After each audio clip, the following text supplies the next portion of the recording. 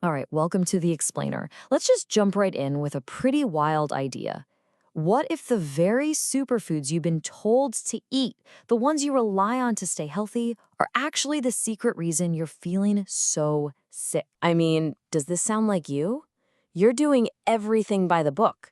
You're eating clean, you're chugging those green smoothies, but you're still just struggling. You're tired all the time, you've got this nagging pain, maybe some brain fog you just can't shake. If you've got that gut feeling that something is just not right, stick around. This might be the aha moment you've been waiting for. So, who are these sneaky culprits? Well, take a look at this list. It's like a who's who of health food superstars, right? We're talking about spinach smoothies, almond flour, sweet potatoes, even your beloved dark chocolate and tea. It sounds crazy, but the sources we're looking at today suggest these trusted foods might be hiding a really nasty secret. And that's the big question, isn't it? How on earth can these supposedly healthy foods actually be making you sick? To really get our heads around this, let's dive into the story of an expert named Sally K. Norton. I mean, this woman went through decades of mysterious health issues, just endless suffering, until she had this one massive realization. She put it perfectly. It turns out that all of those things, the arthritis, the foot problems, the fatigue, was my healthy diet. Just let that sink in for a second. And we're talking about a long time. Her health mystery stretched over 40 years. It all started when she was just a kid, a tonsillectomy at age 5. Then, at just 12 years old, she gets arthritis and back pain. By 19, she's got these debilitating foot problems, and for the next couple of decades, it's just a cascade of chronic fatigue, pain, and brain fog. And the entire time, the real villain was hiding in plain sight, on her plate, disguised as health food. So, what is this hidden toxin? What's the thing that was causing all this chaos? Well, it has a name: oxalates. Okay, so what is an oxalate? Well, it's basically a natural defense chemical that plants produce. And here's the crazy part. When we eat these plants, this compound can form these microscopic needle-like crystals inside our bodies. I want you to picture tiny, invisible shards of glass, or as one source puts it, double-pointed toothpicks, just floating around your system. Yeah. Not good. So how can something so tiny cause such massive problems? Well, these sharp little crystals literally get stuck in your tissues, in your joints, in your organs. And wherever they land, they spark chronic inflammation and stress. But that's not all. They also act like little mineral thieves. They grab onto and deplete vital minerals like calcium. And it gets worse.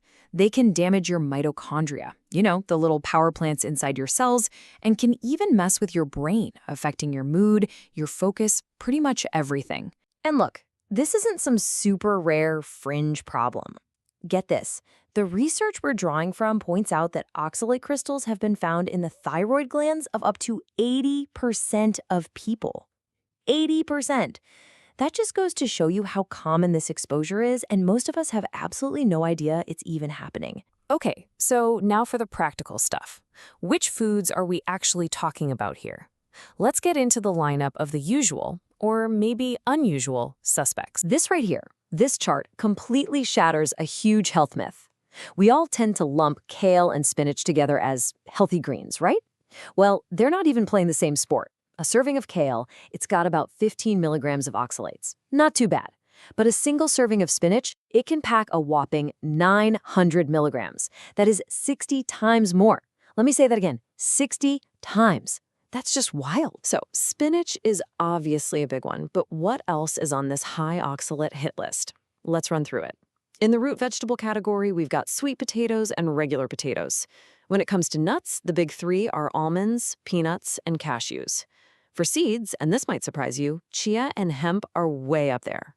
In the leafy greens family, besides spinach, you've got Swiss chard and beet greens.